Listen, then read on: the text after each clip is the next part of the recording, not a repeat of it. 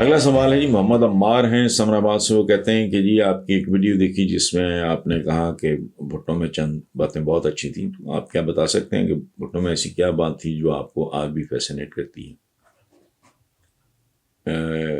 کیا بلاول اسپا اور بختیار بھٹو کی کارکردگی میں ان کے نانا کی جھلک دکھائی دیتی ہے؟ لیکن سچی بات یہ ہے کہ ان میں تو ابھی it is too early to say some thing. ابھی یہ ایک پروسیس سے گزر رہے ہیں. بھٹو صاحب تو بہت پہلے انہوں نے یو این میں پاکستان کی نمائندگی کی، پھر وہ وزیر ہو گئے، اس کے بعد پھر وہ ایوب خان کی کیبنٹ میں، اس کے بعد پھر وہ پروموٹ ہو کر فورن منسٹر ہو گئے. بریلینٹ ان کی پرفارمنس تھی. تو میں فیسنیٹ وغیرہ نہیں ہوتا کسی سے. میں اپنے حضور کے علاوہ،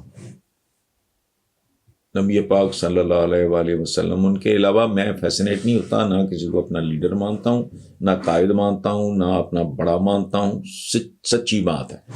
میرے فیوریٹ لوگ ضرور ہیں، لیکن میرے ہیرو، میرے لیڈر، میرے ٹیچر، میرے گائیڈ، میرے سارا کچھ جو ہے نا وہ ایک ہی ہستی ہے.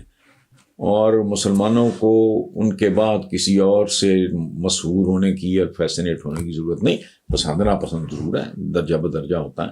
وہ تو آپ کو کھلاڑی بھی ہو سکتا ہے، کوئی ایکٹر بھی ہو سکتا ہے، کوئی سنگر بھی ہو سکتا ہے. But when it comes to leadership تو پلیز وہ آپ ذہن میں رکھنا.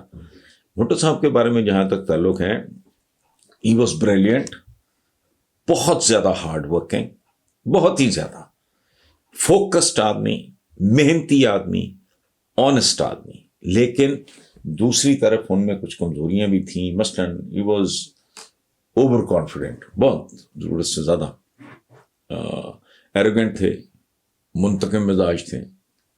تو انہی کمزوریوں نے بالآخر ان کو المناک انجام سے دوچار کیا. لیکن میرا خیال ہے کہ بھٹو کے لیول کا ایک بھی بندہ بریلینس کے اعتبار سے، he was a political animal, genuinely. He was a born politician. تو یہ ان کی کمزوریاں اپنی جگہ پہ. ہم آنےسٹی کی بات، بدترین دشمنوں نے کبھی بھٹو کی دیانت پہ انگلی نہیں اٹھائی. یہ چھوٹی باتیں نہیں ہیں. بہرحال غلطیاں بھی اسی قسم کی انہوں نے.